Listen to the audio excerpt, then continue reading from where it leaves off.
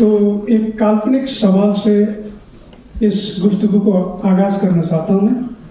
दुनिया में अगर आर्ट, लिटरेचर और म्यूजिक न होता तो हमारी जिंदगी में क्या इजाफा होता और क्या कमी रह जाती है?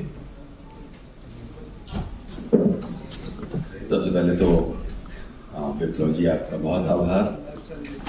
आपके अलावा किरण अधिकारी जो किताब यात्रा और किताब यात्रा की टीम के दूसरे सभी साथियों का मैं बहुत आभारी हूँ कि इस वक्त मैं आपके साथ 2 घड़ी गुजार पाऊंगा। वैसे तो प्रचलित मुहावरे और तर्क में या चलन में कहा जाना चाहिए कि मित्रों, नेपाल से मेरा पुराना बचपन का रिश्ता है। मेरा बचपन का रिश्ता नहीं है, करीब 32 साल पहले मैं काठमांडू गया था। उसकी कुछ यादें बीच में हम लोग चर्चा कर पाएंगे तो कर पाएंगे। आपने जो पहला सवाल किया कि अगर आर्ट, लिटरेचर और म्यूज़िक अगर हमारी ज़िंदगी में ना हो तो हमें हमारे ज़िंदगी में क्या कमी होगी या इजाफा होगा। असल में इस सवाल का जवाब मैं खुद भी ढूंढता ही रहता हूँ। और तब मुझे टैगोर की वो पंक्ति याद आती है जिसमें वो कहते हैं कि कभी बचपन में ही कि फूल हवा में डोल रहे हैं, अपनों से कुछ बोल रहे हैं। तो मुझे लगता है कि चाहे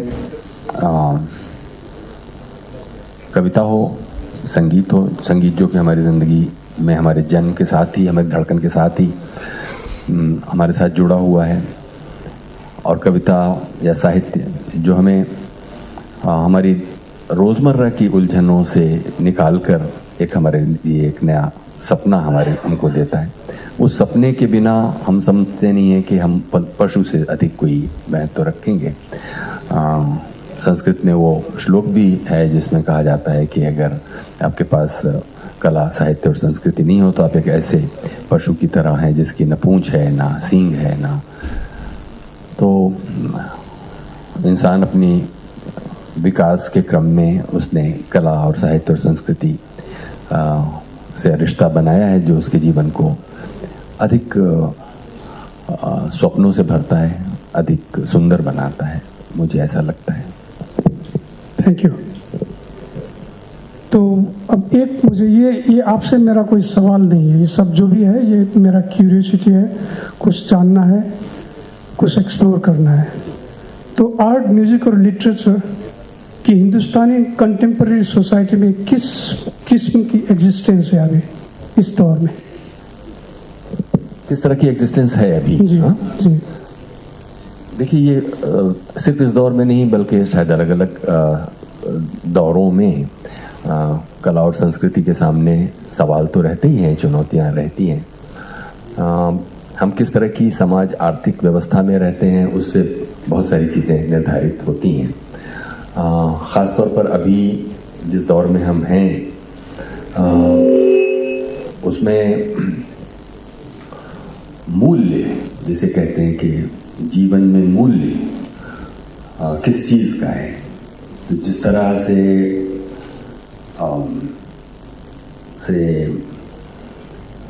मटेरियल चीज़ों की तरफ भागना, बाजार का जो एक आक्रामक प्रभाव, और जिसे आप अगर फिक्रे में कहें तो पूंजीवाद का जो एक नकारात्मक रूप है, उसने जीवन में अच्छाई का नाम ही बदल दिया।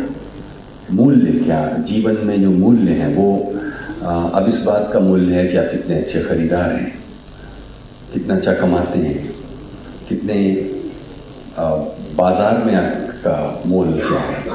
तो इस तरह ये जो कोमल पक्ष हैं जीवन के, वो अभी शायद पहले भी प्रश्नांकित होते होंगे, जो अभी भी इस दौर में तो और भी हम ज़्यादा देख पा रहे हैं। और ख़ासतौर पर ये जो ओपिनियन ओरिएंट करने का जो हमारे इर्द गिर्द पूरा एक माहौल है, उसमें सूचनाएं बहुत हैं, लेकिन खोज और ज्ञान और विजडम के लिए मौके धीरे धीरे कम हो रहे हैं।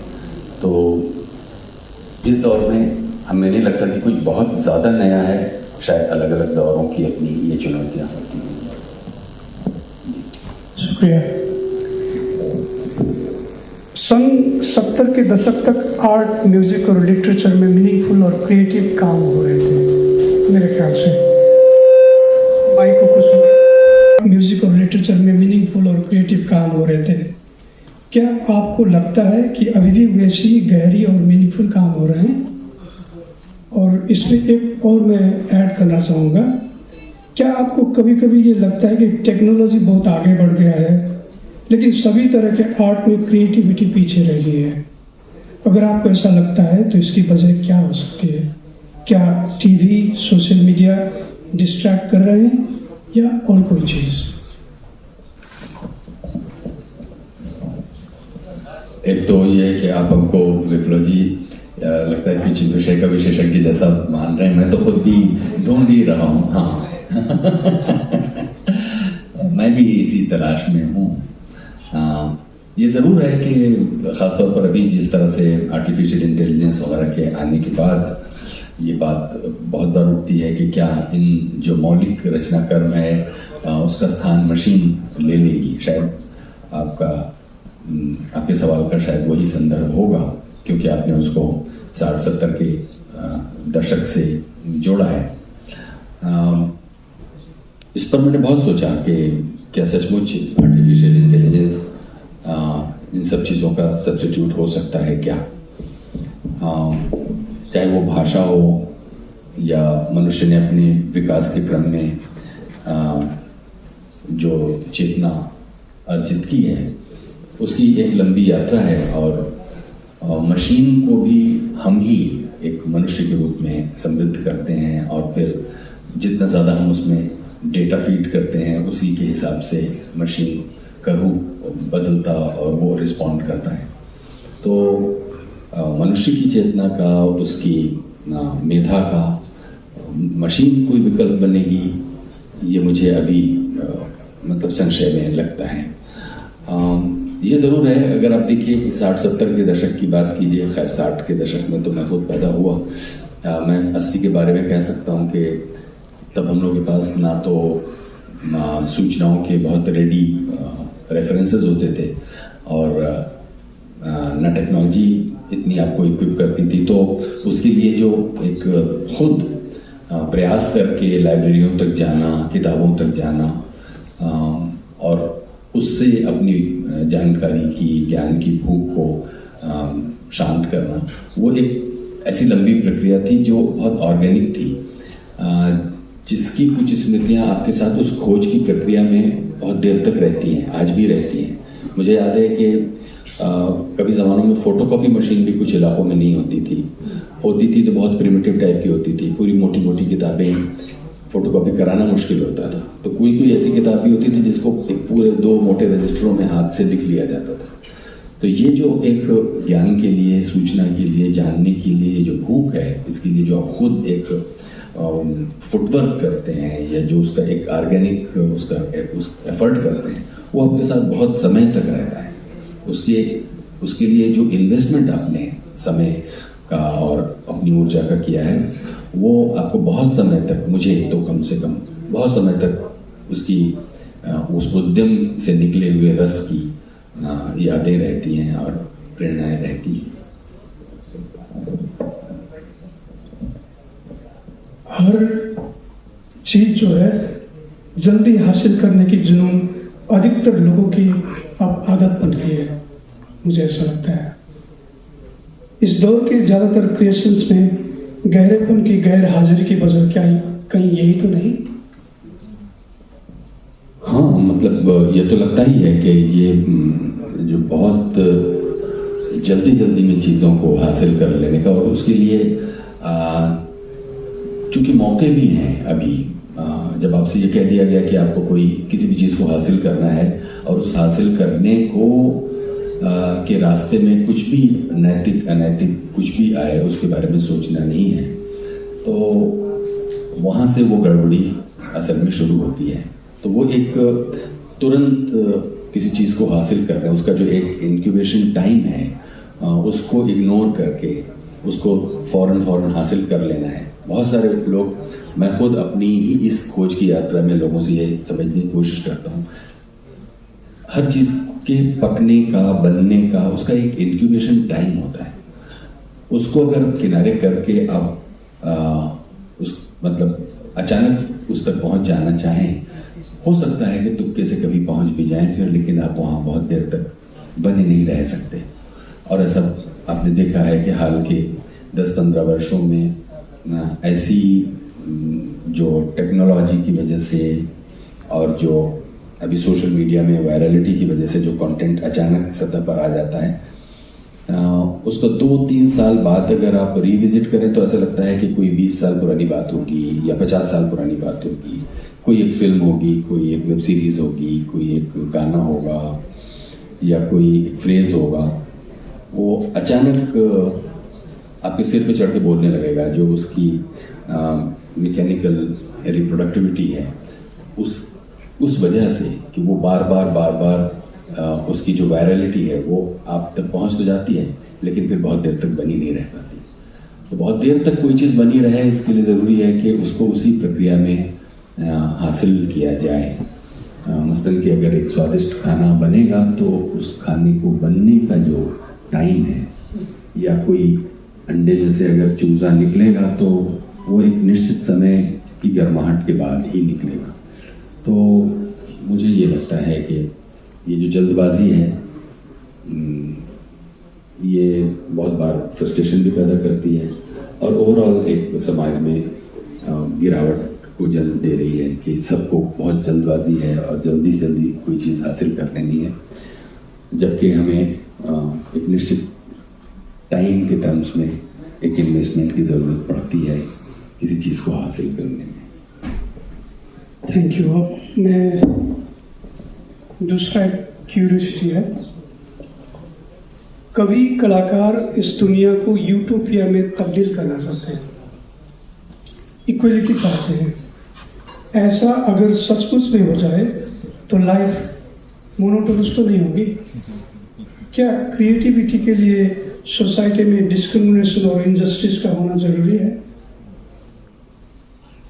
पहला आपका क्या यूट्यूब से जुड़ा कोई सवाल था?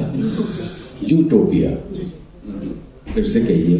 तो अभी वो कलाकार जो हैं, मतलब वो दुनिया को यूटोपिया में देखना चाहते हैं, मतलब यूटोपिया के रूप में, इक्वलिटी के रूप, मतलब इक्वलिटी वो चाहते हैं, मतलब हर चीज में। अगर दुनिया यूटोपिया हो जाए तो कहीं लाइफ मोनोटोनस तो नहीं हो जाएगी, और क्रिएटिविटी जो होता है वो तो फिर डिस्क्रिमिनेशन और इनजस्टिस के बगैर तो नहीं आती है। तो क्या क्रिएटिविटी के लिए सोसाइटी में डिस्क्रिमिनेशन और इनजस्टिस जरूरी है? ये था मेरा सवाल। अब देखिए, वो क्रिएटिविटी ने ये तो तय नहीं किया कि पहले इनजस्टिस हो फिर क्रिएटिविटी हो। इनजस्टिस तो हमारी इस सभ्यतागत विकास की कुछ के विकार हैं, मैं कहूँगा। इनजस्टिस जिसमें धन का संचय, शक्ति का संचय कुछ चंद थोड़े से लोगों के हाथों में हो, और जाहिर है कि उसकी वजह से वो जो गैप है धन के संचय के कारण बहुत सारे लोगों के जो जीने के अधिकारों पर अंकुश लग जाता है, उनके जो खाद्य संसाधन हैं उनको लूटा जाता है। तो अगर धन का संचय उसके मूल में है तो बराबरी का सपना खत्म कैसे हो जाएगा? और क्या पहले क्रिएटिविटी ने यह तय किया कि समाज में या सभ्यता में एक गैर बराबरी आए? इसलिए चूंकि एक क्रिएटिव आदमी, एक संवेदनशील आदमी स्वभाव से ही उसके अंदर एक एम्पैथी होती है। एम्पैथी उसकी कला का एक मूल आधार है कि जब तक वो एक हमदर्दी नहीं महसूस करेगा उसकी कला बेबुनियाद होगी। और वो हमदर्दी किस चीज़ की है कि जब तक जो उसके सहोदर और सहनागरिक हैं वो सभी कम से कम सुविधाओं और सुखों से तो सज्जित हों ही, और जब वो नहीं होता तो उसके अंदर वो एक पीड़ा का जन्म होता है, और उस पीड़ा से एक तरह का वो समय को प्रश्नांकित करने से जुड़ी हुई वो शायद रचनाएं हैं जो कविता के रूप में या दूसरे आर्ट फॉर्म्स के रूप में सामने आती हैं, जिसका मूल स्वर ये है कि मुझे ये पसंद नहीं है, जो कुछ भी ये हो रहा है ये हमें पसंद नहीं है। तो फिर हम उस पर सवाल उठाना चाहते हैं, हम चाहते हैं कि ये जो कुछ हो रहा है ये बंद हो।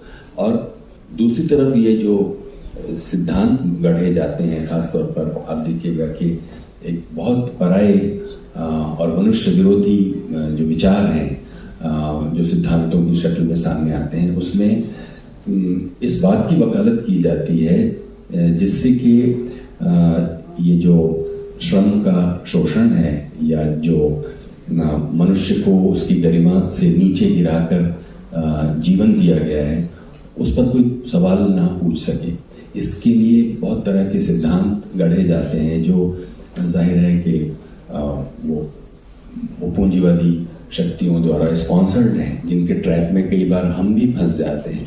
वो ऐसे सुहाने सलोने शब्दों और तर्कों में वो आती हैं बातें कि हमको लगता है कि बराबरी एक यूटोपिया है। बराबरी अगर यूटोपिया है तो पूछा जाना चाहिए कि ये जो एकोमुलेशन है, ये जो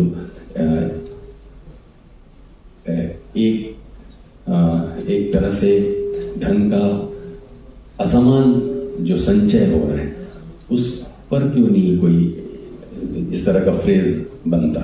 यूटोपिया सिर्फ मनुष्य के अधिकारों और उसकी गरिमा के अर्थ में ही क्यों होता है। खासतौर पर इसका संबंध जाकर दूर से अगर देखेंगे तो जुड़ता है कि पूरी दुनिया में ये जो समाजवाद और साम्यवाद और बराबरी का सपना है वो एक प्रयोग के रूप में असफल हो गया। वहाँ से इसको शक्ति मिलती है इस तर्क को, और वो बराबरी को यूटोपिया बताते हैं। तो मुझे लगता है कि ये पराये विचार हैं जिससे हम लोगों को टकराना चाहिए। हमको मतलब वो सभी लोग जो बृहत्तर मानव गरिमा के पक्ष में खड़े हुए हैं उनको इसकी समस्या को प्रश्नांकित करना चाहिए ताकि वो ये समझ पाए कि कहीं वो दुश्मन के हाथों खेल तो नहीं रहे। तो मुझे ये ऐसा लगता है। Thank you. के अरे एकदमै गम्भीर जस्तो लागिरहेछ, गाह्रो भइरहेछ छैन। तो एक शेर अर्ज करना चाहता हूँ मैं। ये मेरी नहीं है। Thank you. ये मेरी नहीं है, ये वजाद लखनवी साहब ने लिखा है। ए रहबीरे कामिल चलने को तैयार तो हूं पर याद रहे। ए रहबीरे कामिल चलने को तैयार तो हूं पर याद रहे। उस वक्त मुझे भटका देना जब सामने मंजिल आ जाए। Thank you. लेकिन ज्यादातर लोग मंजिल के पीछे पड़े हुए हैं, भटकना कोई नहीं चाहता। ये शायर गलत थे या ज्यादातर लोग?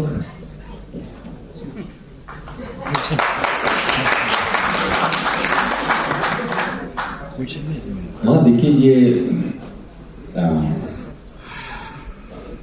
कविता में तो ये बहुत अच्छा लगता है अगर देखें, और वैसे भी अच्छा है ही।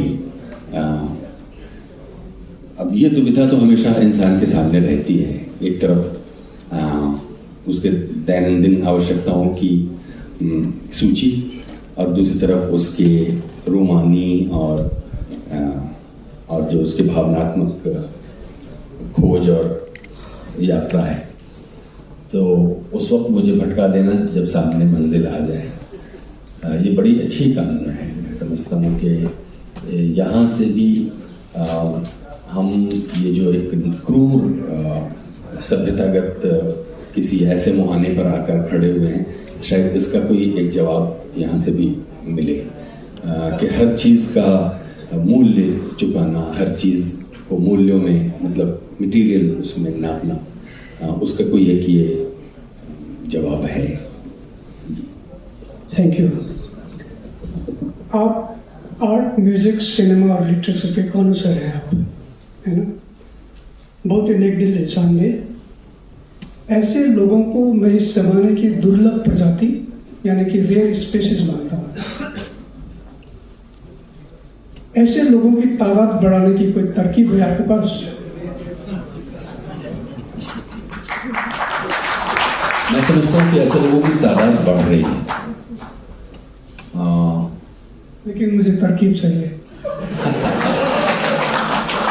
तरकीब मैं समझता हूँ कि किताब यात्रा एक आयोजन है। आप देख रहे हैं किताब यात्रा में सुबह से जिस तरह की चर्चाएं हो रही हैं, इस पूरे कार्यक्रम के आयोजन को अगर आप देखें तो इसमें जो एक गंभीरता का, एक जो सरोकार का, एक सचमुच में कुछ रचने का एक आंतरिक एक थ्रेड मुझे तो दिखाई दे रहा है। बेशक बहुत सारी चर्चाओं में भाषा मेरे लिए बाधा थी, फिर भी इंटेंशन से मैं समझ पा रहा हूँ कि इस तरह के आयोजन जो समान सोच रखने वाले लोग अगर समय समय पर करते रहें, सभागारों में, सभागारों से बाहर, सोशल मीडिया पर, जिसके पास जो कुछ भी है, जिसको हमारे एक दोस्त कहा करते थे कि हमारे पास एक टीम की जंग लगी भले तलवार है, तो मैं उससे मारूंगा तो सही, भले नाक पर एक हल्का निशान आ जाए। तो ये जो मारना है ना, ये जारी रखना चाहिए, भले नाक पर कोई छोटी सी खरोंची है। तो ऋषिराम जी, आप जहाँ भी हो इस चीज को ध्यान में रखिएगा। Thank you. कभी ऐसा नहीं हुआ कि आपने कभी कोई शायरी की, नज्म लिखी या कोई गजल? नहीं, मेरा असल में बचपन जिस तरह का गुजरा, वहाँ इस तरह का माहौल नहीं था, कम से कम शायरी को लेकर उर्दू का माहौल कुछ नहीं था। मेरी माँ ने बचपन में मुझे थोड़ी सी उर्दू सिखाई थी, जो बाद में मैंने यूनिवर्सिटी में आने के बाद थोड़ी और उसको हॉनर किया था कि मैं उनको चिट्ठी लिख सकूं।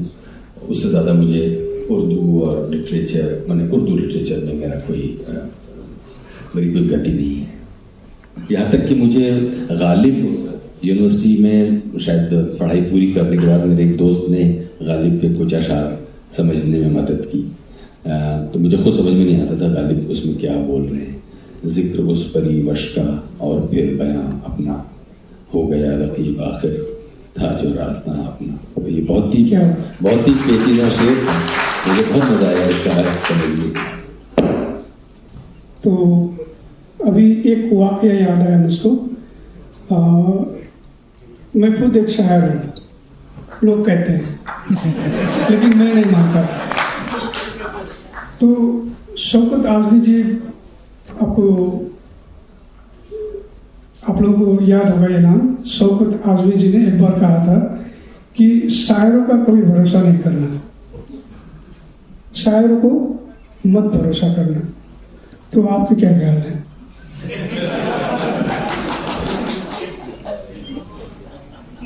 ये पकड़ा दीजिए दूसरा, ये खराब दूसरा। नहीं तो शौकत आपा ने शायद कैफी साहब की वजह से कहा होगा, हम समझते हैं। कैफी साहब तो इतने बड़े शायर, उनका अगर भरोसा नहीं होता तो उनकी शायरी पे हम अभी अपना रास्ता नहीं बुन रहे होते। खैर, ये बात शौकत आपा ने शायद एक कहीं कुछ चुटीले अंदाज में ही कही होगी। शायरों का अगर भरोसा नहीं होता तो आप सोचिए कि चाहे वो मतलब अमीर खुसरो से लेके, कबीर से लेके, फैज से लेकर अभी कॉन्टेम्प्रेरी विप्लव प्रतीक तक हम शायद जीने की थैंक यू। ये मैंने आपसे कोई गुनाह तो नहीं की थी, मुझे इस तरीके से चुप मतलब करवा दिया आपने। मुझे मालूम है कि आप अपने देश के बहुत ही मशहूर कवि हैं और सब लोग आपको बहुत प्यार करते हैं। मुझको तो नेपाल के सिर्फ एक कवि की याद आती है, उनका नाम था मोदनाथ प्रसिद्ध। अच्छा। मोदनाथ प्रसिद्ध के साथ एक बहुत लंबा इंटरव्यू मैंने किया, जो एक पूरी पत्रिका के पूरे अंक में छपा था इस जमाने में। तो नेपाल जब मैं गया तो मैं बहुत खुशकिस्मत अपने को मान रहा था कि मैं एक ऐसे देश में आया हूँ जहाँ मोदनाथ प्रसिद्ध रहते हैं, तब थे शायद, अभी भी शायद होंगे, अभी भी होंगे, उनकी लंबी उम्र हो, मैं मानता हूँ। उसके बाद बहुत ज़्यादा नेपाल की लिटरेचर और कॉन्टेम्प्रेरी पोएट्री से सिवाय आपके मुझे कोई बहुत संपर्क नहीं है। Thank you. Thank you. आपने मतलब इरफान साहब ने ये आर्ट और आर्काइविंग में बहुत लंबी सफर तय की है, आप लोगों को ये बताता हूँ। और ये एक्सप्लोर, आप अगर इनको एक्सप्लोर करेंगे तो आप इनके प्यार में फंस जाएंगे, ट्राई करके देखिएगा। तो ये जो सफर था ये कैसा रहा, क्या मुश्किलें थी, और जो राह चुनी आपने उसमें आप खुश हैं? हाँ, देखिए, मुझे ये बहुत अच्छा लगता है कि जिस समय में हम रह रहे हैं वो समय और पीछे के कितने समयों से मिलकर बना, जिसको अगर एक फिक्रे में कहें, जिसको रवीश कुमार अक्सर कहते हैं कि एक पेड़ में कई बारिशों का पानी होता है। जब हम एक कवि के रूप में आज एक कोई पंक्ति लिखते हैं तो उसमें कोई एक 500 साल पुरानी किसी कविता की कोई स्मृति उसमें हो सकती है। तो हम एक निरंतरता में किसी एक छोटे से पड़ाव पर हैं, और अगर हम ये नहीं जानेंगे कि हम जहाँ से आ रहे थे वो हमारे समय के पांव पीछे कहाँ तक जाकर हमें मिलते हैं, तो हम शायद एक जिम्मेदारी से किसी काम को नहीं कर पाएंगे। इसकी तुलना मैं कई बार मंच में होने वाले एक नाटक से करता हूँ कि अगर मंच पर कोई अभिनेता ये ना जान रहा हो कि उससे पहले क्या क्या हो चुका है, उसके मंच पर आने से पहले क्या क्या हो चुका है कहानी में, तो वो अपनी भूमिका को ठीक से नहीं निभा पाएगा। उसी तरह से ये जो अपनी विरासत को, अपनी धरोहर को संजोना है, वो इतना ही जिम्मेदारी भरा काम है कि हमको ये मालूम हो कि हम जिस विधा में, हम सिर्फ प्रोफेशनल्स की बात नहीं कर रहे हैं, आप एक सामान्य जीवन जीते हुए भी आप अपने बड़े बूढ़ों और अग्रजों के अनुभवों से समृद्ध होते हैं। मैं कोई बिल्कुल नई बात नहीं कर रहा हूँ, बल्कि सिर्फ इस कही गई बात को जीवन में उतारता हूँ। मुझे अगर कोई भी चीज़ एक धरोहर की शक्ल में मिलती है तो मेरे मन में बहुत जिम्मेदारी का एहसास आता है कि मैं उसको संजो लूँ और उसको मैं अगली पीढ़ी तक सौंप दूँ। ऐसा बहुत सारे लोग कर रहे हैं, मतलब राष्ट्रीय स्तर पर संस्थाएं कर रही हैं, व्यक्ति कर रहे हैं, मैं उसमें कुछ फिर, लेकिन मेरा मन ये करता है कि मैं ये करूँ कि जो चीज़ कल हो चुकी है, आज से 20 साल पहले हो चुकी है, 100 साल पहले हो चुकी है, उसकी अगर कुछ भनक हम तक पहुंची है तो हम उसको आगे कैसे पहुंचाएं, अगर ठीक ठीक उसी रूप में पहुंचाएं, ऑडियो विजुअल डॉक्यूमेंट की शक्ल में पहुंचाएं, तो क्या ही अच्छा होगा।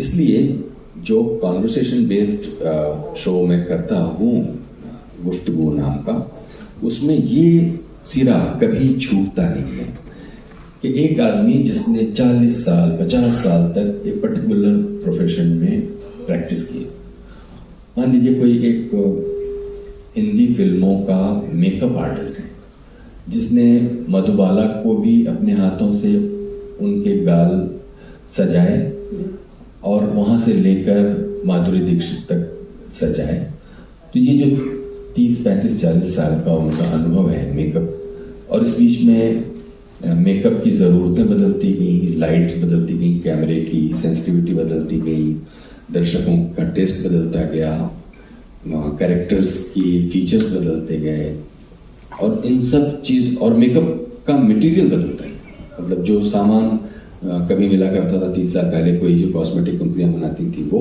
आज बनाती हैं वो, इन सब चीज़ों के बीच में एक प्रोफेशनल 40 साल में कैसे कैसे बदला, उसकी क्या यात्रा है, इस बात को दर्ज किया जाए।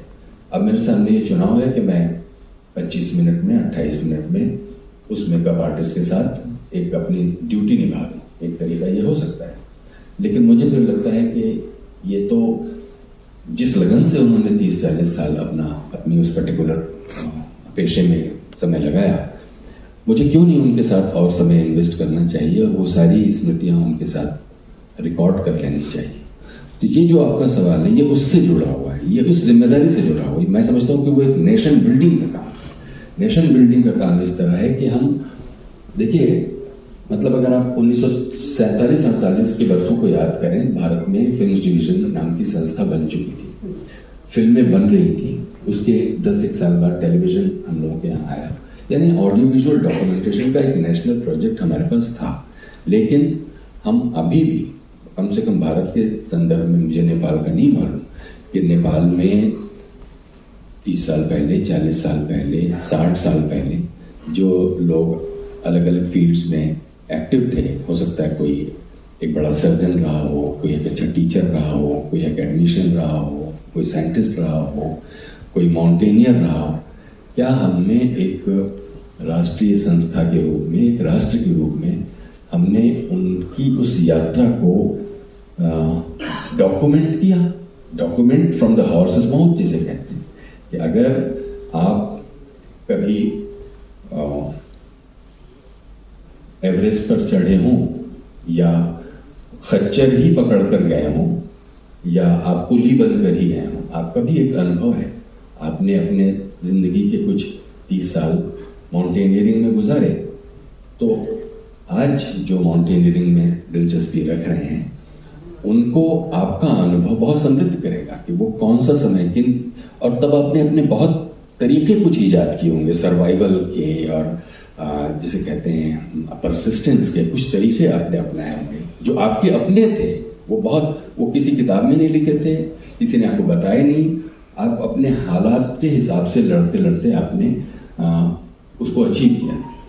तो ये जो आपका अपना अपनी स्मृति है, आपका अपना जो अनुभव है, इसको कौन डॉक्यूमेंट कौन करेगा?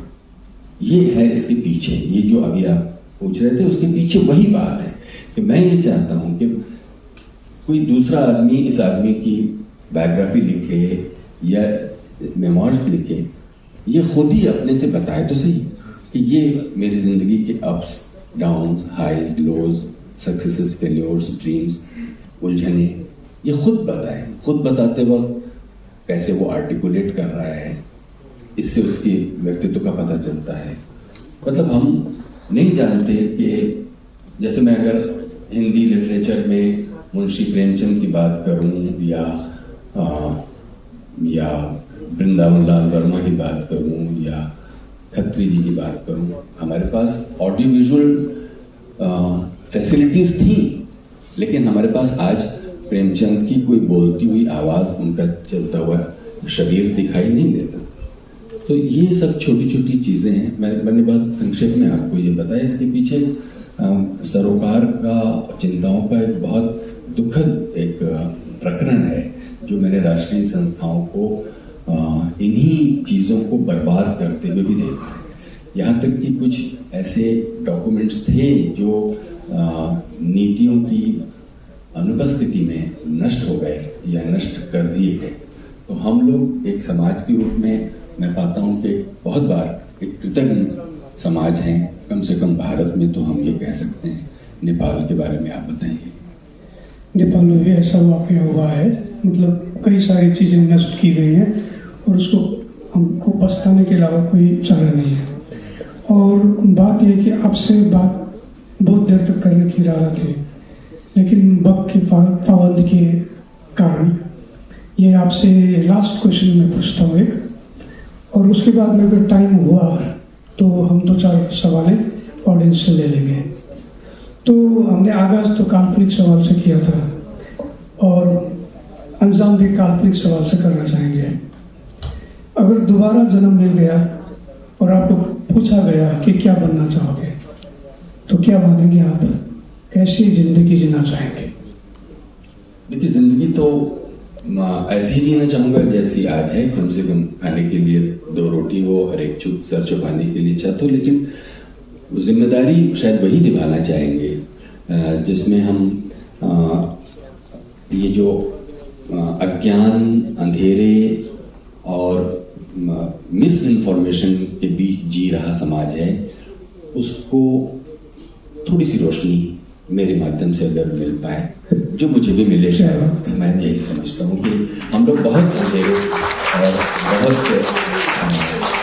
मिस इंफॉर्मेशन के ज़माने में रह रहे हैं। सब कुछ के बावजूद कि आपके पास गूगल पर ज्ञान संचित करने का ये एन नंबर ऑफ अपॉर्चुनिटीज़ आज हैं, लेकिन आप अपनी धारणाएं पराई धारणाओं से बनाते हैं। आप अपने सहनागरिकों के प्रति निर्मम होते हैं।